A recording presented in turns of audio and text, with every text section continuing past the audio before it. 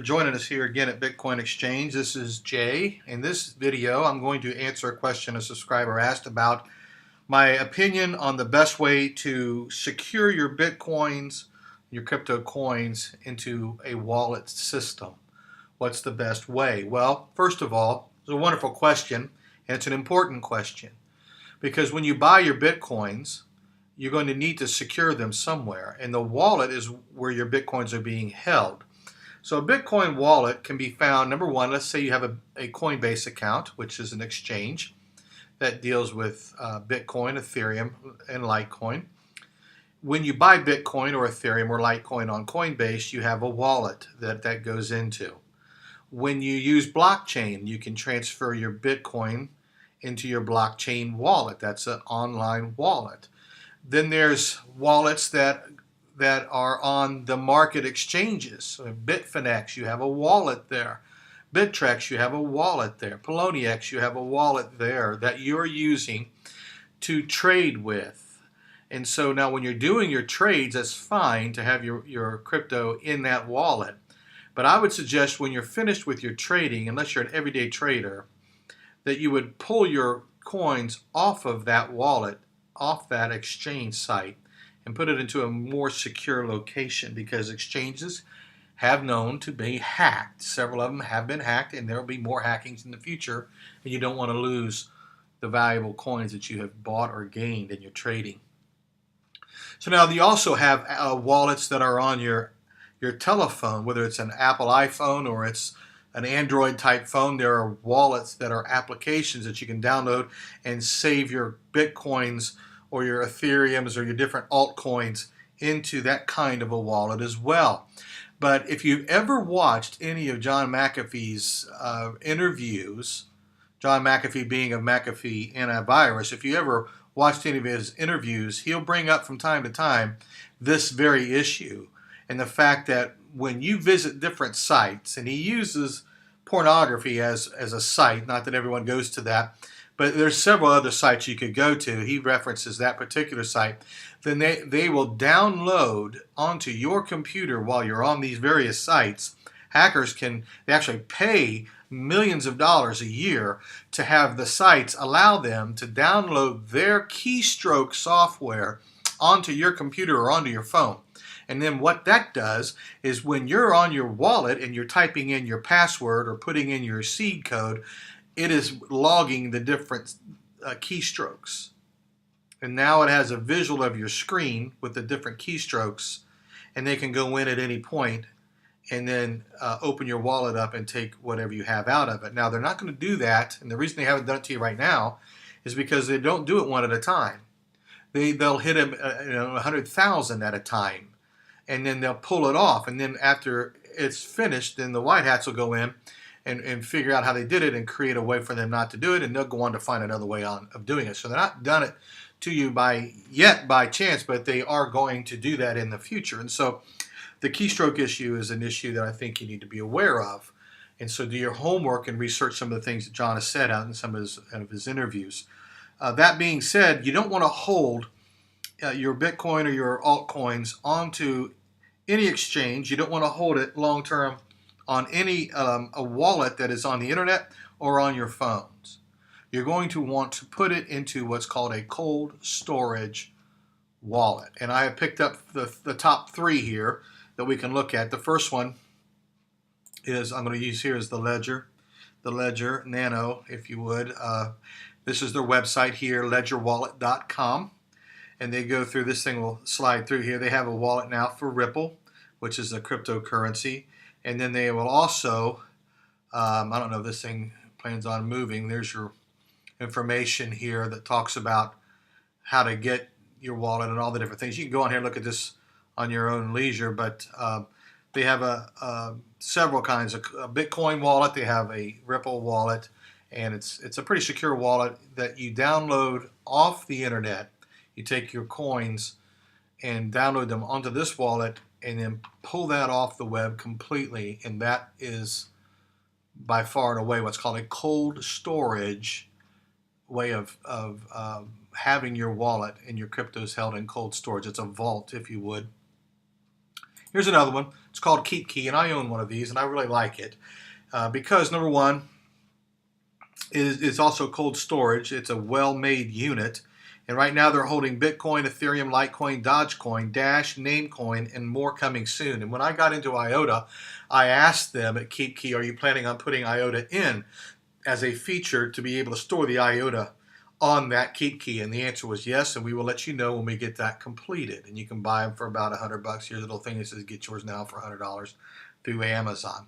What I really, really like about this Keep Key is that I have on the interface of this, and you can take a look at the design and see if they go through this design.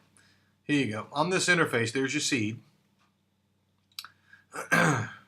Here's a video on the Keep Key and how it works as a vault. What I like about it is here are there's 12 different words that are in your recovery sentence. And when you go to log in, it's going to give you a keypad up here that's going to tell you, I want you to give me these 4 words, and this will tell you what number to push for that word, and it'll give you the 4 words, and then you go into a blank pad up on the screen so that when the keystroke would not be able to tell which words you're picking. They're only seeing what part of a 9-pad screen you're going to be clicking on, and you'll click on and enter the 3 or 4 different words, and it knows that that is you, but you're the only one seeing this area right here.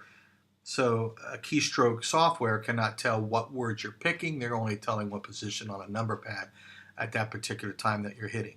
I really, really like that, and especially that the fact that they're up on ERC20s and they're going to be coming into IOTA and picking up the IOTA coin. They'll be picking up the new tokens and the ICOs that are coming out to be able to hold on to them here just in a little while. They're on top of the game, as is this third one here, Trezor.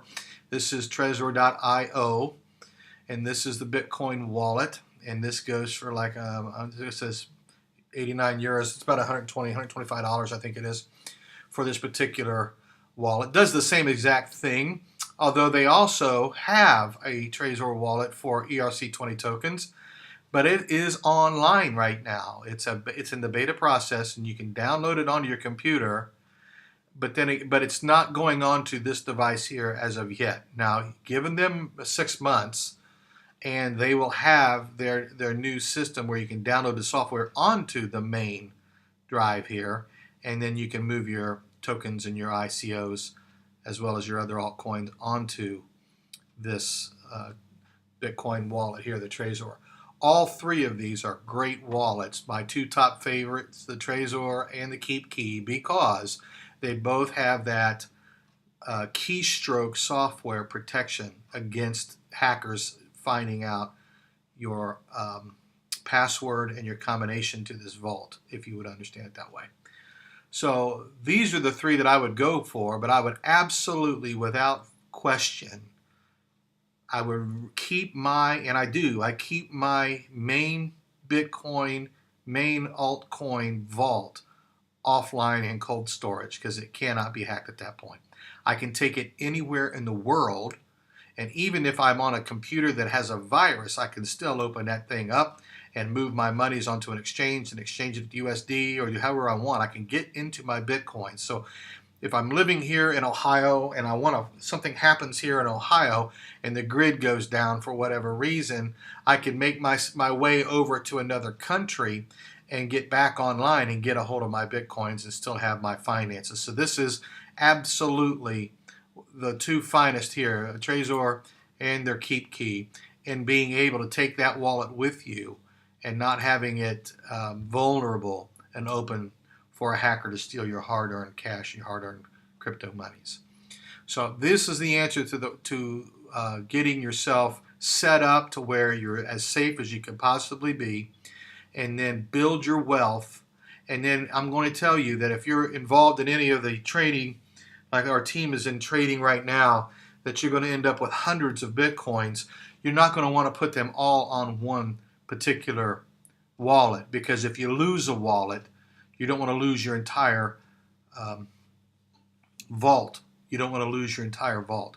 So I have several that I'm going to be embarking on now as the trading goes higher and my Bitcoin count gets higher, that I can separate these out into perhaps $25,000 vaults in each one.